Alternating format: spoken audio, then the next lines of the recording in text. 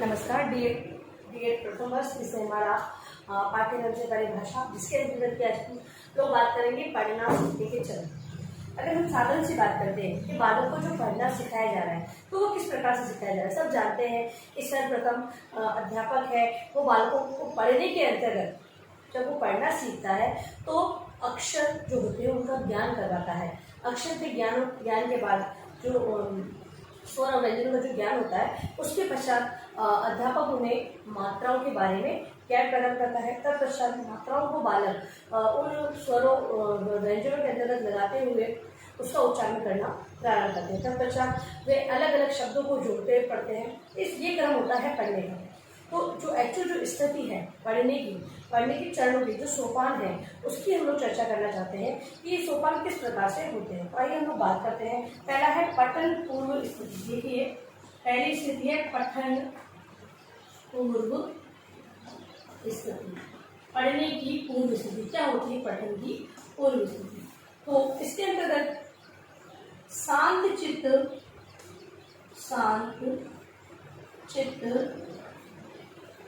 होकर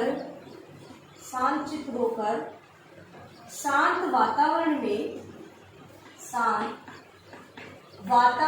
में एकाग्रता के साथ ही पाठ्य का पहले मौखिक पठन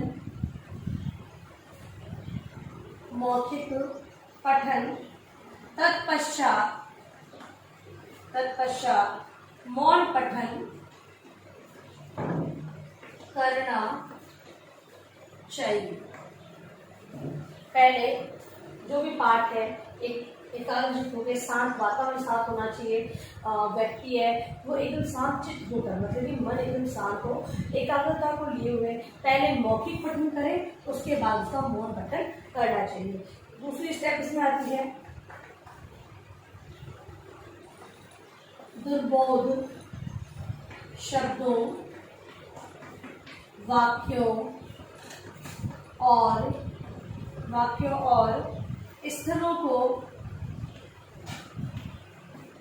पेंसिल से रेखांकित कर लेना चाहिए।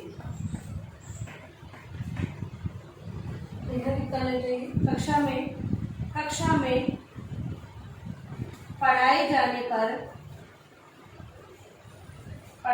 पर उनका अर्थ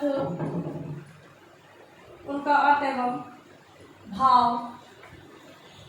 अध्यापक से समझना चाहिए।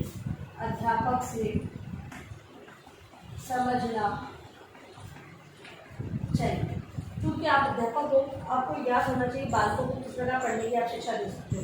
तो बालकों के दुर्बोध मतलब कि जिसका ज्ञान जिसका ज्ञान प्राप्त नहीं किया जा सकता, या फिर ये जो पढ़ने में कठिन है, उन शब्दों, वाक्यों और स्थलों को पेंसिल से रेखांकित अंडरलाइन करते हुए फिर क्या करना है? बच्चे पढ़े तो सही, लेकिन जो चीज में कठिन लग रही है या क्लिष्ट शब्द जो दे रखे हैं, वाक्य दे रखे हैं, उनको वो रेखांकित करें। तो कक्षा में जाकर उनके अर्थ या भाव को अध्यापक से समझना चाहिए। और लास्ट है पाठ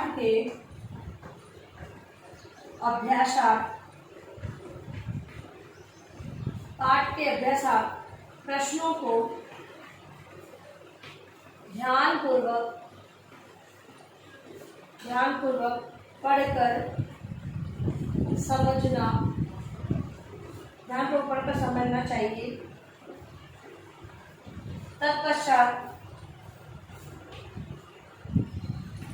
पुनः पठन करना चाहिए। ऐसा करने से पाठ के मुख्य स्थलों को ढूंढने और समझने में सरलता होगी। देखिए, पहले अभ्यास हेतु जो प्रश्न दे रखे हैं उनको ध्यानपूर्वक समझना चाहिए और उसके बाद पाठ का पठन करिए। मतलब कि प्रश्नों के बारे में प्रश्न पढ़कर हम उत्तर ढूंढने का प्रयास भी अगर करते हैं, बालकों को कहते हैं आप प्रश्न पढ़िए, फिर किताब में से उसी किताब में से उत्तर ढूंढे। तो बालक है उस शब्द को लेकर कि भी इसमें पूछा क्या गया, मान लो तो महत्व को पूछा तो महत्व के बारे में पूरा पढ़ेगा, इससे क्या होगा उसका पठन भी सही हो जाएगा। तो लास्ट स्टेप में वो प्रश्न हो गई, एक आध तो उत्तर पढ़ लिया, कठिन शब्द समझ में आ गए। अब उसके बाद वो क्या करेगा, तो प्रश्नों के उत्तर है, प्रश्न है उसको पढ़ेगा, उसका उत्तर को ढूंढने का प्रयास करेगा। अब फिर है दूसरा चरण है प्रारंभिक चरण।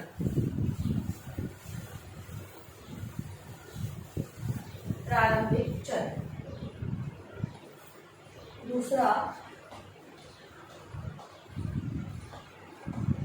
प्रारंभिक चरण। प्रारंभिक चरण के अंतर्गत इसके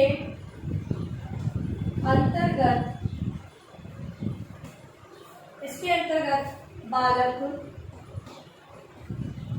पद्यांश या गद्यांश में प्रयुक्त पद्यांश या गद्यांश में प्रयुक्त शब्दों की पहचान करता है, शब्दों की पहचान करता है। ठीक है, दूसरा है इसमें इस चरण के अंतर्गत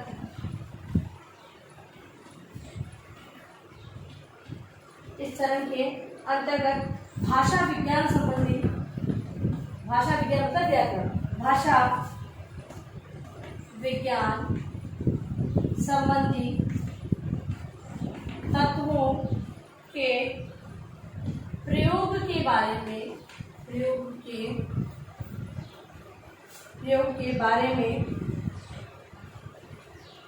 भी छात्र ज्ञान प्राप्त करते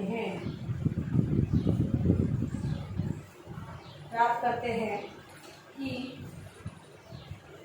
पाठ्य वस्तु भाषा विज्ञान संबंधी नियम एवं सिद्धांतों का पालन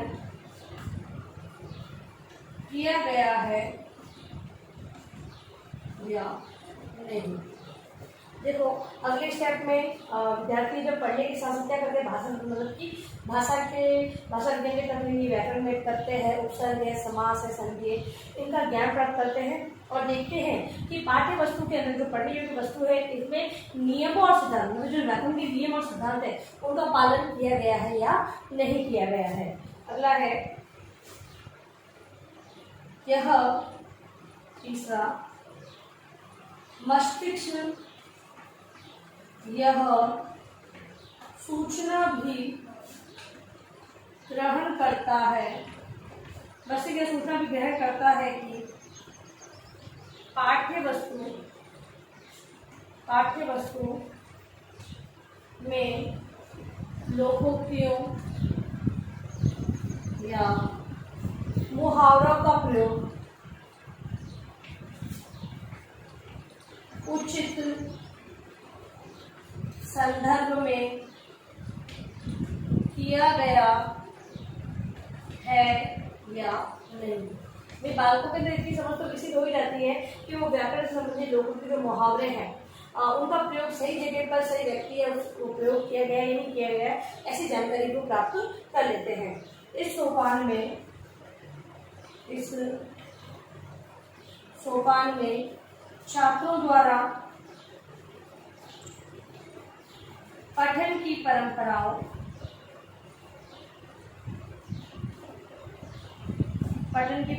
का भी स्मरण किया जाता है, जिससे कि वे पठन की परंपराओं का निर्वहन कर सकें। पठन की परंपराओं से क्या मतलब, तो पठन की परंपरा मतलब कि किसी चीज को पढ़ना। अगर पद्य है तो वहाँ पर भाव सौंदर्य की अनुभूति की जाती है, और अगर गद्य है तो वहाँ पर अर्थ ग्रहण या विचार विश्लेषण की बात की जाती है। तो दोनों गद्य और पद्य दोनों को पढ़ना होता है, और पढ़ने के अगर परंपराओं पर निर्भर, तो पद्य के अंदर जो भाव और सौंदर्य को अपनाना है, तथा गद्य में विचार विश्लेषण तथा अर्थ ग्रहण को अपनाना होता है। फिर है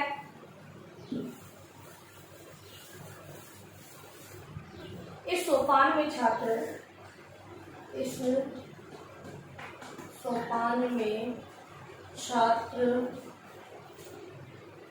छात्रों द्वारा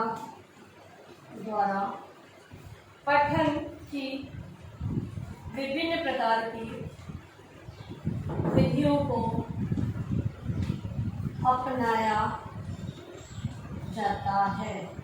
ठीक है, और लास्ट ये बात है प्रारंभिक अवस्था के अंदर कि जो पठन की विधि है, पठन की विधि क्या बोले तो मौन और स्वस्थ वाचन दोनों विधियों से पढ़ाते हैं। तो स्वस्थ वाचन से तो व्यक्तिगत सामूहिक एक बालक है वो करता है, या सामूहिक रूप से छोटी कक्षा में करवाया जाता है। मौन वाचन भी कक्षा में कुछ छात्रों को दे दिया जाता है, जो समझ में नहीं आया वो पढ़ते हैं, या फिर पूरी कक्षा को मौन वाचन का समय दिया जाता है। तो इस प्रकार से इन विधियों को अपनाते हुए वो पाठ का वाचन करता है। अब देखिए गृह कार्य आपका प्रश्न जो है,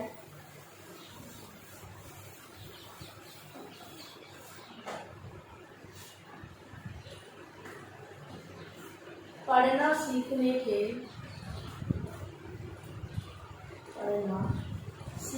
के पूर्व पठन तथा प्रारंभिक चरण को स्पष्ट करें। दो चरण जो आज हमने पढ़े हैं उसी को अपनी होमवर्क के रूप में आपको लिख कर लाना है, और अंत में इस महामारी के दौर में कम से कम आवश्यक कार्य होने पर घर से बाहर निकलते तो 3 बातों का विशेष ध्यान रखें। मास्क लगाए, सोशल डिस्टेंस है, और हाथ को बाधा से टच करते हैं। सुरक्षित ध्यान रखें।